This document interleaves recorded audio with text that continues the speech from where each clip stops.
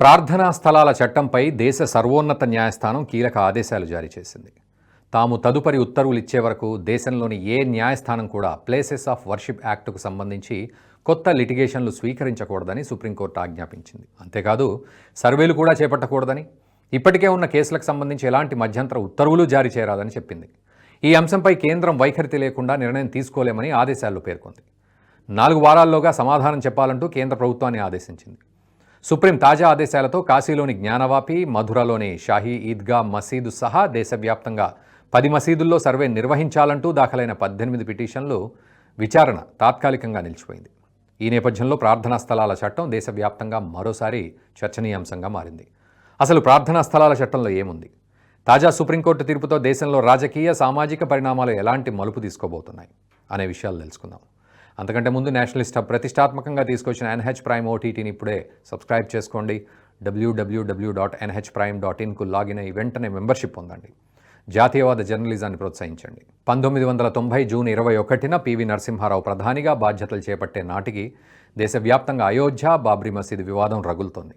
మరోవైపు దేశం తీవ్ర ఆర్థిక సంక్షోభంతో కొట్టుమిట్టాడుతోంది. అప్పుల ఊబిలో నిండా మునిగింది. హరిత విప్లవం కారణంగా కొద్దిపాటి ఆహార నిల్వలున్నా ఇతర రంగాలన్నీ దివాళా తీసే స్థితిలో ఉన్నాయి. జీడీపీ 3%. అలాంటి అగమ్యగోచర పరిస్థితుల్లో $20 కోట్ల రుణం కోసం 20 టన్నుల బంగారాన్ని యూనియన్ బ్యాంక్ ఆఫ్ స్విట్జర్లాండ్కు తాకట్టు పెట్టాల్సి వచ్చింది. దేశం నుంచి ఇంత పెద్ద స్థాయిలో బంగారం నిల్వలు తరలించడం ఇదే తొలిసారి. లైసెన్స్ రాజ్ వ్యవస్థకు చరమగీతం పాడి భారతీయ ఆర్థిక వ్యవస్థను ఓపెన్ ఎకానమీగా మార్చుకుంటే తప్ప గట్టెక్కే పరిస్థితి లేదు. దీనికి తోడు అయోధ్య, బాబ్రీ మసీదు వివాదంతో ప్రపంచ దేశాలు భారత్పై మతోన్మాద ముద్ర వేసేందుకు రెడీగా ఉన్నాయి. అప్పటికే ఓసారి విహెచ్పి ఆధ్వర్యంలో బాబ్రీని కూల్చివేత ప్రయత్నం జరిగింది. రామజన్మభూమిలో రామమందిరం కోసం 1990 సెప్టెంబర్ 12న నాటి బీజేపీ అధ్యక్షుడు ఎల్కే అద్వానీ దేశవ్యాప్త రథయాత్రకు బయలుదేరారు. దీంతో దేశంలో హిందుత్వ నినాదం రాజుకుంది. అద్వానీ రథయాత్రకు పెద్ద ఎత్తున మద్దతు వచ్చింది. అదే ఏడాది రామజన్మభూమికి మద్దతుగా విహెచ్పి ఆధ్వర్యంలో కొంతమంది కరసేవకులు కూల్చివేతకు ప్రయత్నించారు. అయితే నాడు యూపీలో అధికారంలో ఉన్న ములాయం సింగ్ యాదవ్ నేతృత్వంలో జనతాదళ్ ప్రభుత్వం రామజన్మభూమి ఉద్యమాన్ని అణిచివేసే ప్రయత్నం చేసింది.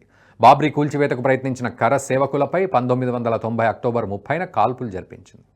ఈ కాల్పుల్లో పలువురు కరసేవకులు తీవ్రంగా గాయపడ్డారు. వీరిలో కొందరు తెలుగు వాళ్ళు కూడా ఉన్నారు. దీనికి తోడు అద్వానీ రథయాత్రతో దేశవ్యాప్తంగా రామజన్మభూమి ఉద్యమం ఉధృతమైంది. బాబ్రీ మసీదు అక్రమ కట్టడంపై పెద్ద ఎత్తున హిందువులు ఉద్యమించారు. దేశంలో శాంతి భద్రతలు అదుపు తప్పాయనే ప్రచారం అందుకుంది. భారత్ మొత్తం మత కల్లోలాలతో రగిలిపోతోందంటూ ప్రపంచ దేశాలు కోడైగూశాయి. మతపరమైన దాడులు పెరుగుతున్నాయనే వాదనకు అంతర్జాతీయ మీడియా విశేష ప్రచారం ఇచ్చింది. ప్రపంచవ్యాప్తంగా రామజన్మభూమి, బాబ్రీ మసీదు గురించే చర్చ. ఈ సమయంలో ముందు లా అండ్ ఆర్డర్ను అదుపులోకి తెస్తే తప్ప ఆర్థిక సంస్కరణలు చేపట్టలేమని భావించారు పివి నరసింహారావు. ప్రపంచ బ్యాంకులో కూరుకుపోయిన పీకల్లో అప్పుల నుంచి బయటపడి కొత్తగా అప్పు తెచ్చుకోవాలంటే దేశంలో ఆర్థిక సంస్కరణలు చేయాలి. సంస్కరణలు అమలు చేయాలంటే షరతుగా శాంతియుత వాతావరణం ఉండాలి. ఈ సందర్భంలోనే ప్లేసెస్ ఆఫ్ వర్షిప్ యాక్టుకు బీజాలు పడ్డాయి. అయితే అప్పటికప్పుడు ఉపశమనం కోసం చేసిన ఆ ఆలోచన దేశ సాంస్కృతిక అస్తిత్వాన్నే దెబ్బతీస్తుందని పివి ఆలోచించలేకపోయారు. ఆర్థిక సంస్కరణలు చేపట్టాలంటే ముందు దేశంలో శాంతియుత వాతావరణం నెలకొనాలని భావించారు. మసీదు, దేవాలయం అనే వాదనలు తెరపైకి రావద్దని, ఒకవేళ వచ్చినా ఆ వివాదాలు కోర్టులకెక్కకుండా ఒక చట్టం ఉంటే మేలన్నారు. కొంతమంది న్యాయ కోవిదులు, ప్రముఖుల నేతృత్వంలో ఒక కమిటీ వేశారు. వారి సలహాలు, సూచనల మేరకు ప్రార్థనా స్థలాల చట్టానికి అంకురార్పణ జరిగింది. అయితే ఈ యాక్టు వల్ల భవిష్యత్తులో వచ్చే ఉపద్రవాన్ని మాత్రం అంచనా వేయడంలో పివి విఫలమయ్యారనే చెప్పొచ్చు. మైనార్టీ ప్రభుత్వం అయినప్పటికీ ప్రార్థనా స్థలాల చట్టాన్ని తీసుకురావడంలో సఫలమయ్యారు. ప్రార్థనా స్థలాల చట్టం ప్రకారం 1947 ఆగస్టు 15 నాటికి ఎలాంటి మతపరమైన ప్రార్థనా స్థలమైనా దాని యథాతథ స్థితిని కొనసాగించాలి. 1991 సెప్టెంబర్లో ఈ చట్టం వచ్చింది. అయితే ప్రార్థనా స్థలాల చట్టం అమల్లోకి వచ్చిన ఏడాది తర్వాత అంటే 92 డిసెంబర్ 6న బాబ్రీ మసీదు అక్రమ కట్టడంపై కరసేవకులు దాడి చేసి కూల్చేశారు. అయితే బాబ్రీ, అయోధ్య వివాదం స్వాతంత్రానికి పూర్వమే కోర్టు విచారణలో ఉంది. దీంతో ఈ వివాదానికి ప్రార్థనా స్థలాల చట్టం వర్తించలేదు.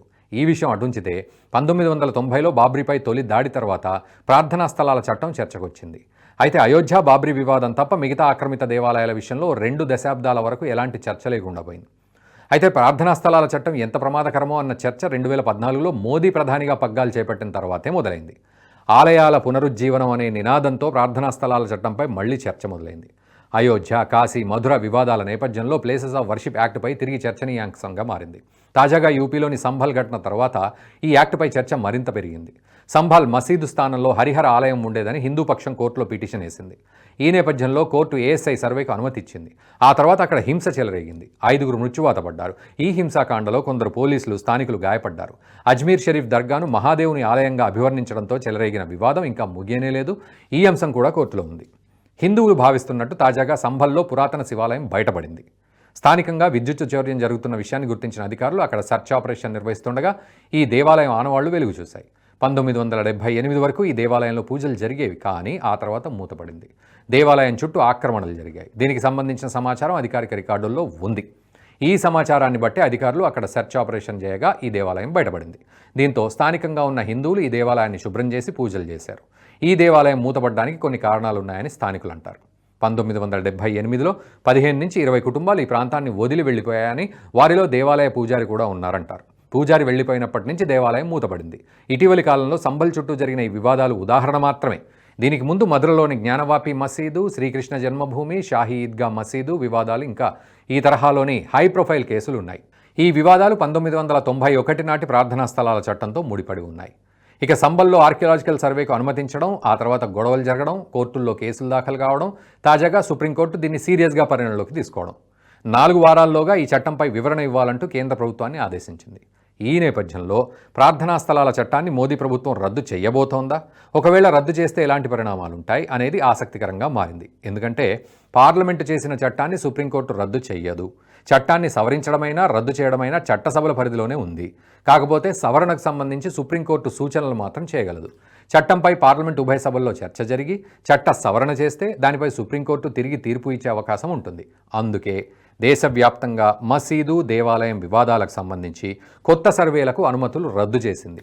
అయితే ఇప్పటికే వక్ఫ్ బోర్డు, జమిలి ఎన్నికల బిల్లులు పెండింగ్లో ఉన్నాయి. ఈ సమయంలో ప్లేసెస్ ఆఫ్ వర్షిప్ యాక్ట్పై చట్ట సవరణ బిల్లు ప్రవేశపెడితే విపక్షాల నుంచి మద్దతు లభించడం దాదాపు అసాధ్యం. ఒకవేళ మోదీ ప్రభుత్వాన్ని కార్నర్ చేసే ఉద్దేశంతో ప్రతిపక్షాలే పనిగట్టుకుని ప్లేసెస్ ఆఫ్ వర్షిప్ యాక్ట్పై చర్చకు దిగితే అదొక రకంగా ఎన్డీఏకే కలిసి వస్తుంది. అదే జరిగితే దేశంలో రిలీజియస్ పోలరైజేషన్కు అవకాశం ఉంటుంది. ఈ చట్టంపై దేశవ్యాప్తంగా చర్చ పెద్దదైతే బీహార్ ఎన్నికల నాటికి నితీష్ కుమార్కు కలిసొచ్చే అవకాశం. ఒకవేళ ప్లేసెస్ ఆఫ్ వర్షిప్ యాక్ట్పై చర్చ జరిగితే ప్రస్తుతం 3వ ముఖ్యమంత్రిగా పనిచేస్తున్న నితీష్ కుమార్ 4వ కూడా పగ్గాలు చేపట్టడం ఖాయమంటున్నారు రాజకీయ విశ్లేషకులు. సాయి గారు, మీ మీద నమ్మకం ఉంది. మీరు ఏం చేసినా దేశాన్ని మంచి చేస్తారు. మీరు ఓటీటీ ఛానల్ ఓపెన్ చేస్తారు. Give me the honour to become the first subscriber. Thank you sir. NH ప్రైమ్ని సబ్స్క్రైబ్ చేసుకుంటున్నందుకు first thank you very much sir.